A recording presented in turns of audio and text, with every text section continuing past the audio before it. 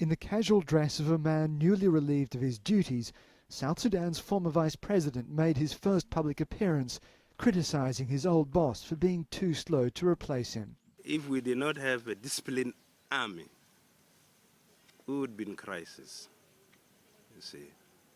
But because we have a disciplined army, then the vacuum has gone on, because the only ruler now is the president in the country.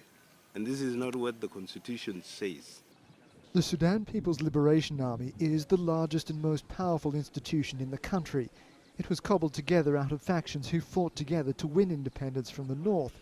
But Riek Machar is from the Nuer tribe, who dominate the military. The President Salva Kiir is a Dinka who dominate political power.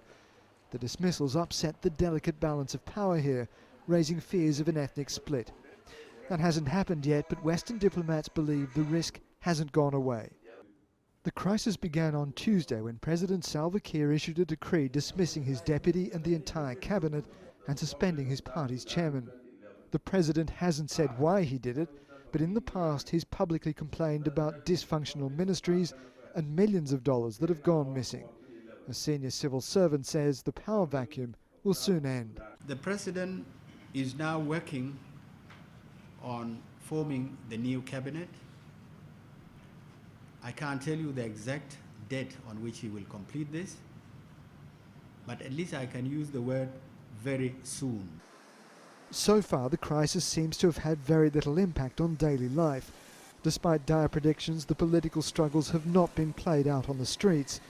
Surveys say South Sudan is one of the most corrupt countries in Africa, and anything that might turn that around is likely to get public backing.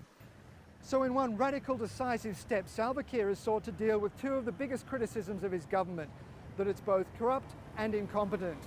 But he's also made enemies out of two of his most powerful political rivals, who used to be his allies. And in a country as unstable as South Sudan, that makes this a very risky strategy. Greste, Al Jazeera, Juba.